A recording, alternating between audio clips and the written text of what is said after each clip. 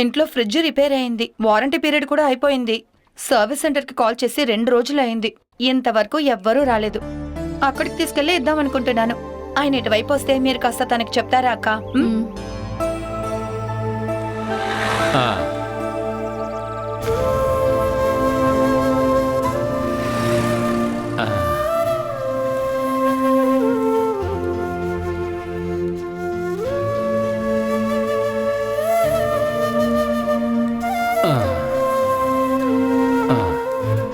ఇప్పుడైనా మీకు నా జ్ఞాపకం వచ్చిందిగా. లోపలికి రండి మావయ్య, కూర్చోండి. ఈయన వేణుగోపాల్ వాళ్ళ నాన్నగారు. వాడి తండ్రిని చెప్పడం కంటే నాకు ఇష్టమైనది నీ తండ్రిని చెప్పమ్మా. మీరిద్దరూ మాట్లాడుకోండి, నేనెందుకు మధ్యలో. సాయంత్రం వస్తానక్క. అక్క, అది ఒక విషయం చెప్పాలి. సురేందర్ మీ ఇంటికి వస్తున్న దారిలోనే పడిపోయినట్టు అందరూ అనుకుంటున్నారు. పోలీస్ వాళ్ళొచ్చి ఏమైనా అడిగితే తెలీదని చెప్పండి చాలు. తెలుసని చెప్పడానికి నాకేం తెలుసు? మీ రియాక్షన్ బట్టి చూస్తే ఏమీ లేకపోయినా ఉన్నట్టే అనిపిస్తుంది. యాక్సిడెంట్ కేసు కాబట్టి హాస్పిటల్ నుంచి పోలీసులకి ఇన్ఫార్మ్ చేస్తారు. వాళ్ళు ఇక్కడికి వచ్చి అడిగితే మీరు అలా చెప్పమని చెప్తున్నాను. ఓకే, వెళ్ళొస్తాను. వస్తానండి.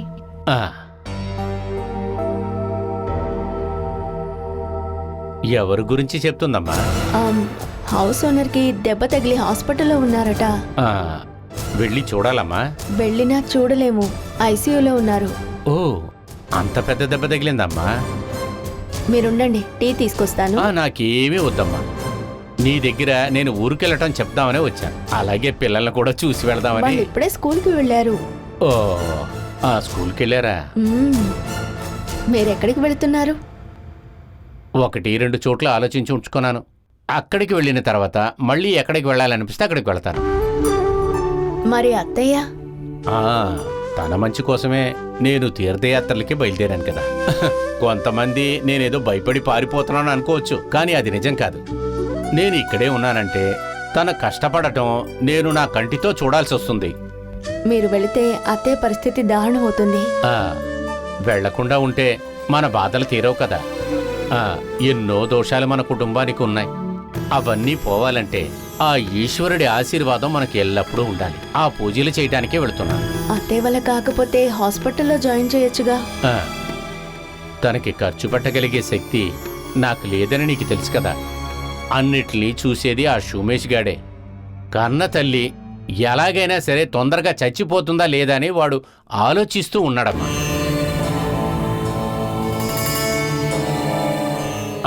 నేనిప్పుడు ఎందుకు వచ్చానంటే నీ దగ్గర తను ఇప్పుడున్న పరిస్థితి నీకు చెప్పాలనే. నేను మళ్ళీ ఎప్పుడు తిరిగి వస్తానో తెలీదమ్మా. నీకు సమయం ఉన్నప్పుడు తనని వెళ్ళి ఒక్కసారి చూసిరా. లెగిసి ఏ పని చేయలేక మంచానికి అతుక్కుపోయినప్పుడు మనం వెళ్ళి చూసేది విరోధైనా గాని ఇద్దరి మనసుల్లో కూడా జాలి పెరుగుతుంది.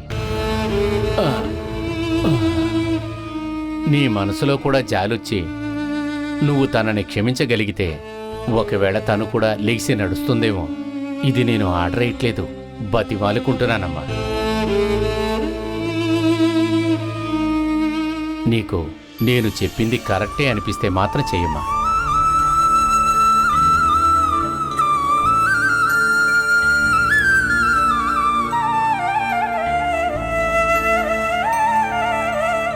సరేమ్మా, నేను వెళ్ళొస్తాను.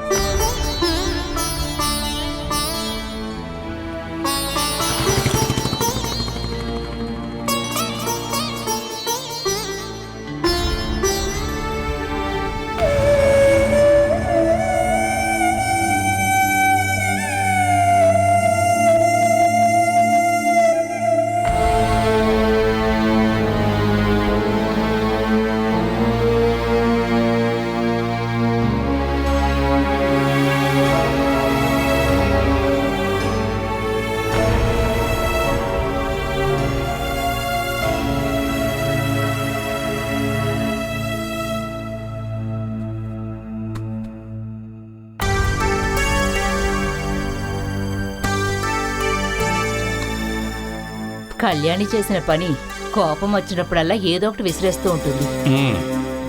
ఇదంతా మనకు పెట్టే టెన్షన్ అనుకో.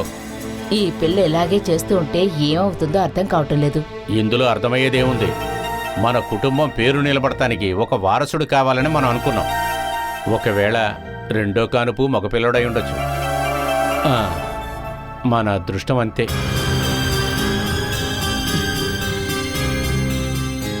కళ్యాణి మగపిల్లోడ్లాగా నడుచుకుంటున్నప్పుడు చూస్తుంటే ఒక మగపిల్లాడు లేడని మన బాధ తీర్చడానికి పుట్టిందనుకుంటా. మరే చేతికి అందినవన్నీ విసిరేయటం, పగలగొట్టటం, ఇష్టం వచ్చినట్టు చేయటం అన్నీ భగవంతుడు దయ అంటారా? కొన్ని రోజుల పాటు తీసుకువెళ్లి బోర్డింగ్లో వేస్తే సరిపోతుంది. కొంచెం ప్రవర్తనలో మార్పు వస్తుంది. చమేలి కూడా ఇదే క్యారెక్టరే కదే. తను ప్రాణాలతో ఉన్నప్పుడు కూడా మనవాడికి నెమ్మది లేదు కదే. ఇప్పుడు కూతురుతో కూడా అదే సమస్య. ఇది మారటానికి ఏంటండి మార్గం? ఆహా, ఆ కళ్యాణ్నే మార్చగలమని నాకు అనిపించట్లేదు. అది తను వెళ్లే దారిలోనే వెళ్ళని. తర్వాత మనం చేయగలిగిన విషయం సూరజ్కి మరో పెళ్లి చేయటమే. అందుకు వాడు ఒప్పుకోవాలి కదా. నువ్వు ప్రీతికి రాధాకృష్ణకి ఫోన్ చేసి చెప్పు. అప్పుడప్పుడు వాళ్ళు కూడా అడుగుతున్నప్పుడు వాడి మనసులో కూడా మార్పు రావచ్చుగా. అలాగే చెప్తానులేండి. ఏదో ఒకటి డిసైడ్ చేయాలి. లేకపోతే తన కూతురు కోసం తన జీవితాన్ని నాశనం చేసుకుంటాడు. కళ్యాణికి వాడు మాత్రమే కదా. వాడికి ఒక పెళ్ళయిందంటే నువ్వు చెప్పినట్టుగా కళ్యాణిని మనం బోర్డింగ్లో ఉంచొచ్చు. డబ్బు ఎంత కావాలంటే దానికి ఇచ్చేస్తే సరిపోతుంది. కళ్యాణి జీవితం ఏమవుతుందని కాదే, మన సూరజ్కి ఒక మంచి జీవితం కావాలి. అదే నా ఆశ. దానికి కళ్యాణి ఒక అడ్డుగా ఉండకూడదు.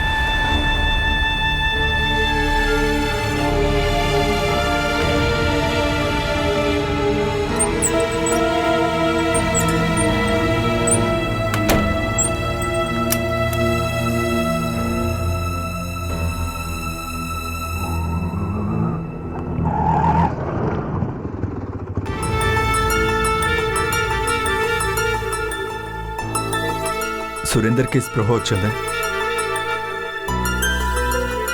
కానీ మాట్లాడడం కష్టమని డాక్టర్ అంటున్నారు.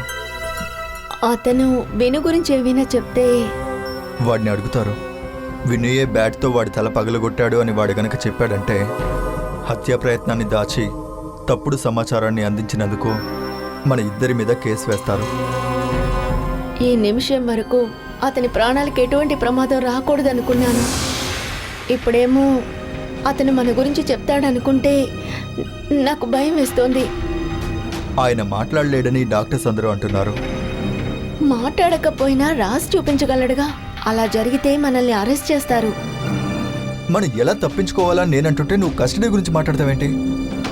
తను జ్ఞాపక శక్తిని కోల్పోతే బాగుంటుంది. అలా గనక జరిగితే నేను చెప్పింది పోలీసులు నమ్ముతారు. పిల్లలు స్కూల్కి వెళ్ళాక ఇంట్లో ఉండడానికి భయంగా ఉంది. దెబ్బ తగిలి అతను కింద పడున్నదే కళ్ళ ముందుకొస్తోంది. దాని నుంచి తప్పించుకోవడానిక బయటికి వెళ్తున్నావు? బియ్యం అయిపోయాయి. పిల్లలు రాగానే వాళ్ళకి అన్నం ఉండాలిగా. ఇవ్వు, నేను కొనుక్కొస్తాను. లిస్ట్ నాకు ఇవ్వు. వద్దు, నేనే వెళతాను.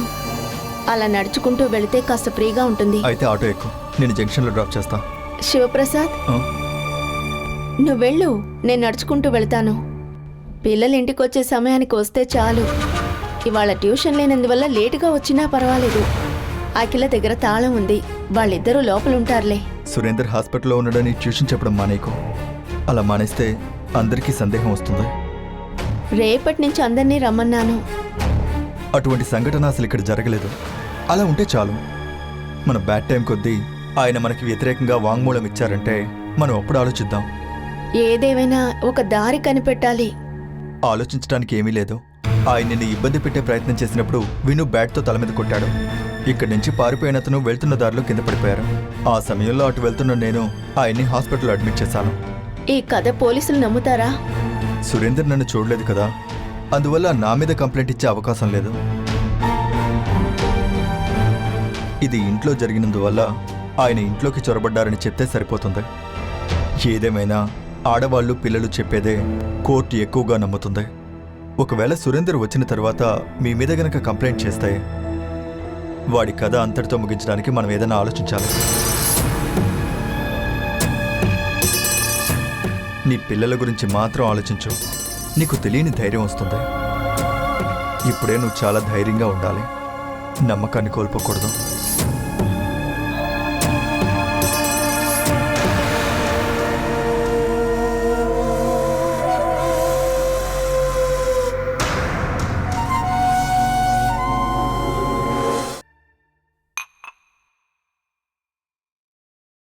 కళ్యాణి విషయాల్లో మీరు మూఢనమ్మకాలు అవి పెట్టుకోవద్దండి. మీ డాక్టర్లకి వీటి మీద నమ్మకం ఉండదుగా. నేను స్వయంగా చూశాను కాబట్టే చెప్తున్నాను. అమ్మా నాన్న నడుచుకునే విధం కూడా పిల్లలకి ఎఫెక్ట్ ఇస్తుంది. అది వాళ్ళు ఎక్కువగా బయటికి చూపించేది వాళ్ళు చనిపోయినాకే. బయట వాళ్ళు చెప్తూ వినలేదా వాడు తండ్రిలాగా వాళ్ళ అమ్మలాగా ఉంటాడని. దానికి చనిపోయిన ఆత్మకి సంబంధం లేదు. మీరు నమ్మే సైన్స్ని దాటి కొన్ని నమ్మకాలున్నాయి. డాక్టర్ ఇచ్చే మందులతో తగ్గనివి మంత్రాలతో తగ్గుతాయి. అమ్మ మనసులో అది డిసైడ్ అయిపోయింది. ముందంతా తిట్టి చూశాను, ఇప్పుడు వర్కౌట్ కావట్లా.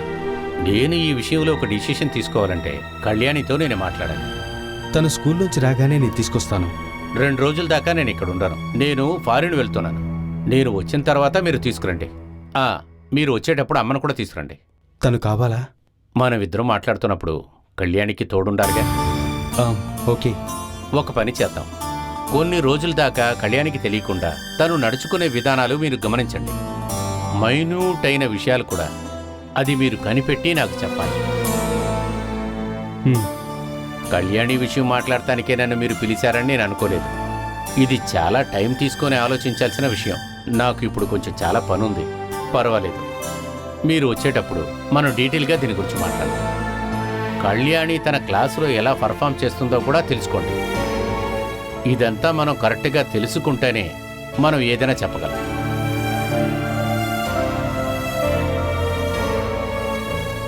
ఏమే అన్నీలా, ఆశా, ఛ, ఇక్కడ ఎవరూ లేరు నన్ను లేపడానికి.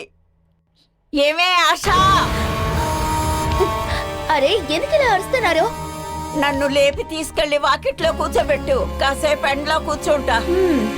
కావాల్సినంతసేపు ఉన్నారు, ఇంక ఇక్కడే ఉండండి. హా, వెళ్ళిపోయావా? నువ్వు జన్మలో బాగుపడవే. అనిలా, ఒరే సుమేష్, సతీష్, ఎవరూ లేరా ఏంటి? ఒరే తొందరగా రండ్రా. అనిలా, సతీషు. ఎందుకమ్మా ఇలా అరుస్తూ ఉన్నావు? ఏంటమ్మా ఇక్కడ ఎంత వాసన వస్తుంది? నీ పెళ్ళాం ఏదిరా? తను పెద్ద ఆఫీసర్ కదా. నేను ఇక్కడ పడున్నానని మీకెవరికి గుర్తులేదా? అనిలా ఈ వైపు కూడా అసలు తొంగి చూడటం లేదురా. అమ్మా ఇలా చూడు, తన్ని పిలవుకో. వారంలో ఒకసారి నిన్ను తీసుకెళ్లి స్నానం చేపించి బట్టలు మారుస్తుంది తనే కదా. మళ్ళీ రివర్సులో నువ్వు చేయట్లేదని చెప్తే చూసేది కూడా చూడదు. ఇక్కడ ఇలాగే పడుకోనుంటే విరక్తిగా ఉందిరా. బాగా బోర్ కొడుతుందా? ఒక వీసా దొరికిందంటే దుబాయ్ వెళ్ళి బాగా తిరిగి రావచ్చు. నువ్వు నా గురించి అంటున్నావా? అది సరే, స్వయంగా లేచి నిలబడలేకపోతున్నావు, దుబాయ్కి వెళ్ళాలని ఆశపడుతున్నావు. నేను నా గురించి చెప్తున్నాను. నువ్వెక్కడికైనా వెళ్ళు. అంతకు ముందుగా నన్ను కాస్త బయటికి తీసుకెళ్ళు. కాస్త గాల్లో కూర్చుంటా. ఇప్పుడు బయటికి వెళ్తా అంటున్నావు, తర్వాత చెరువు వైపు వెళ్ళాలని అంటున్నావు. నేను చెరువు దగ్గరికి తీసుకువెళ్తాను. నేను అజాగ్రత్తగా ఉంటే నాకు ఈ జీవితం విరక్తి పుట్టిందని చెప్పేసి నువ్వు ఆ చెరువులో దిగితే నాకతేంటి? ఆరోగ్యం బాగాలేని అమ్మని చెరువు దాకా తీసుకెళ్లి నీళ్ళలో పడేశారని ఊళ్ళో వాళ్ళందరూ నన్ను అంటారు. ఊళ్ళో వాళ్ళ చేత నేనెందుకు అనిపించుకోవాలి? అమ్మా నువ్వు ఇక్కడ పడుకుంటే చాలమ్మా. తర్వాత నీ గురగ పెట్టడం కొంచెం తగ్గించు. నాకు నిద్ర పట్టడం లేదమ్మా, అందుకే. ఈ ఇంట్లో అసలు ఎవ్వరూ నన్ను పట్టించుకోవట్లేదు. బాగా లేచి తిరిగి పని చేసుకునే వాళ్ళని ఎవరు పట్టించుకోవట్లా. నీలా ఇలా బెడ్ లో పడుకున్న వాళ్ళు ఏమన్నా పట్టించుకుంటారా? నాకు కాస్త వేడి నీళ్ళు కావాలంటే ఎవరిని అడగాలి? ఒకటి చేయమ్మా, సోమవారం నుండి శుక్రవారం వరకు నీళ్లు తక్కువ నుండే వ్రతం చేయి. శనివారం నీ వల్ల అయితే మెల్లగా లేచి వంటగదిదాకెళ్తే అక్కడ ఎవరో ఒకళ్ళు ఉంటారు, వేడి నీళ్ళు ఇస్తారు. తర్వాత ఆదివారం, ఆ రోజు హాలిడే కదా, ఈ మంచం మీద ఊరికే రెస్ట్ తీసుకోండి. ఎన్ననుకున్నా బాలుంటే కాస్త వేడి నీళ్ళు ఇచ్చేది. ఓరి దేవుడు, ఇంత ఆలోచించేలా నువ్వు మారిపోయావా అమ్మా? కన్న కొడుకుల కంటే అదే కాస్త మంచిది. వేణు శిక్ష పూర్తయినట్టేనా? జీవిత ఖైదు కదమ్మా. లెక్క ప్రకారం చూస్తే ఇంకా 2 ఏళ్లు జైల్లో నుంచి వస్తాడు. పోయిన గురువారమే నేను వెళ్ళి వాడిని కలిసి వచ్చాను. నీలాగే వాడు కూడా నీరసం ఉన్నాడమ్మా. జైల్లో మందేం దొరకదు కదా, అలాగే అయ్యుంటుంది. వాడిక్కడ ఉండుంటే నాకు ఈ పరిస్థితి వచ్చేది కాదు. నువ్వు బాధపడకమ్మా. వాడి శిక్ష పూర్తయ్యేలోపు నువ్వు చనిపోయావు అంటే నీ కర్మకాండాలు చేయడానికి వాడిని ఖచ్చితంగా తీసుకొస్తాను, చూడు. నేను చచ్చిపోతే వాడిని ఎలా చూస్తానురా? అదే కరెక్టే కదా. నీ ఆత్మ ఉంటుంది కదా, అది చూస్తుందిలేమ్మా. ఒరే లేచెల్రా దున్నపోతా, నన్ను చంపడానికే వచ్చాడు వీడు. ఓ ఇలాగే పోతే నువ్వు ఎక్కువ కాలం మాతో ఉండలేవు అనుకుంటున్నాను. పోరా. వెళ్తున్నాను.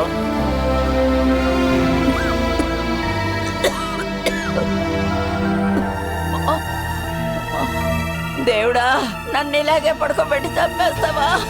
అయ్యో.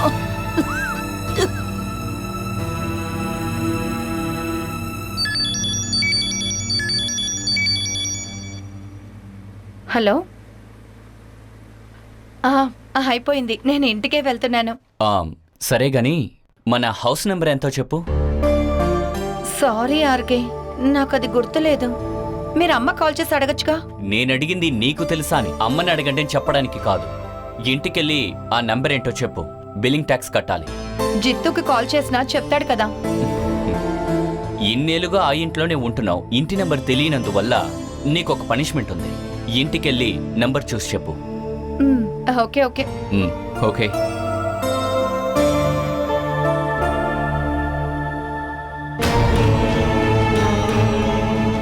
బండాపండి.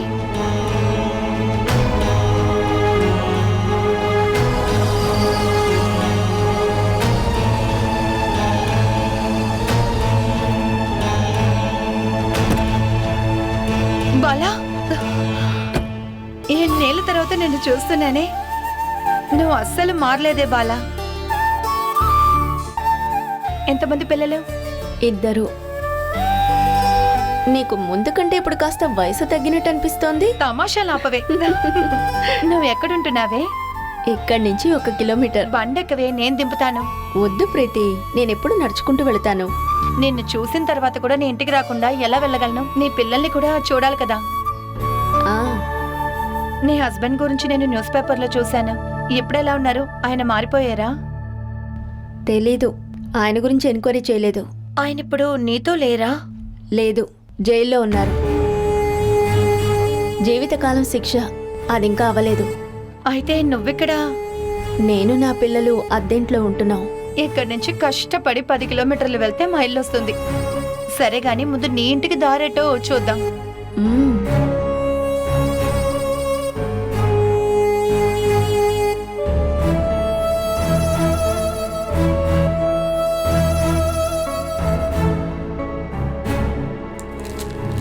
ఎందుకు నువ్వు నా బుక్ లో రాసుకున్నావు? నేను రాయలేదు, నువ్వు తప్పుగా రాసింది దిద్దేను. దిద్దడానికి నువ్వేమన్నా నా టీచర్ చెప్పు. నువ్వు రాసింది మొత్తం తప్పుగా ఉంది. కుక్క పిల్లాని రాయడానికి బదులుగా కుక్క జల్లాని రాసావు. పిల్లాని రాయాలి, కుక్క పిల్ల, జల్లాని రాయకూడదు. అలాగే ఇంటికి బదులుగా ఈ, అది కూడా తప్పుగా రాసావు. ఇదిగో ఇది కూడా నువ్వు తప్పుగానే రాసావు. అన్ని తప్పులే. నేను ఎట్లా రాసినా నా టీచర్కి అర్థమవుతుంది. నువ్వు నాకేం చెప్పక్కర్లేదు. నా బుక్ లో రాసింది తుడిపివు. కరెక్ట్ గానే కదా రాసాను. ఉన్ని తుడిపివని చెప్పాను. వద్దు విను. చెప్పింది చేయకుండా నేను ఏం చేస్తానో చూడు. వదిలు విను. వద్దు వద్దు విను, నన్ను వదిలు.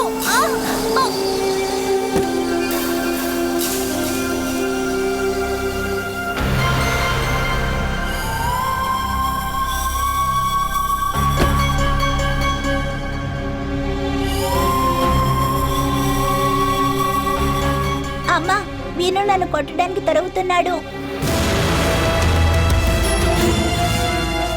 తనేనా నీ కూతురు అఖిల? అవును. మ్మ్. నా జిత్తుకి తనకి 1-2 నెలలే తేడా ఉంటుంది. వాడు రెండో వాడు.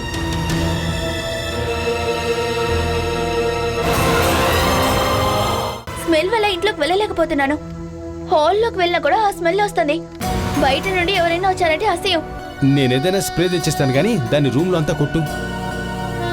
నేను ఆ రూమ్ లోకి వెళ్ళను, నాకు అసహ్యంగా ఉంది. అలా అయితే ఒక హోమ్ లెసన్ పెడదాం. ఊరికే ఉంటే చాలా, సాలరీ వద్దా? లేదంటే ఎవరైనా ఊరికే వస్తారా చెప్పు. అనిలా అక్కని చూసుకోమను. ఇప్పుడు తక్కువ సాలరీకే కదా అనిలా అక్క ఇప్పుడు పనికి వెళ్తుంది. అందులో సగం డబ్బు మన ఇద్దాం. మిగతాది వాళ్ళ బాధ్యతగా అనుకొని చేయనివ్వండి. 1 రూపాయి కూడా రెంట్ ఇవ్వకుండానే కదా వాళ్ళిద్దరు ఇక్కడ ఉన్నారు. అది రెంట్గా అనుకోనివ్వండి. నువ్వు చెప్పేదంతా కరెక్టే. నువ్వు చేతులు కట్టుకుని దూరంగా నుంచొని అనిల్ వదినతో ఇవన్నీ చేయమంటే ఎలా ఉంటుంది? నేను పాపం చూసుకోవద్దా? ఇంకా అతన్ని చూసుకోవాలంటే నా వల్ల అస్సలు కాదు. నువ్వు కొంచెం అడ్జస్ట్ చేసుకో. ఎందుకంటే ఏం అడ్జస్ట్ చేయాలండి? నా వల్ల కాదని మీకు క్లియర్ గా చెప్తున్నాను. ఏదైనా ఒక డెసిషన్ మీరు తీసుకోకపోతే నేను మా ఇంటికి వెళ్ళిపోతాను అంతే విషయం. అది నన్ను చేయనివ్వకుండా ఉంటే మీకు మంచిది. ఏ ఆశా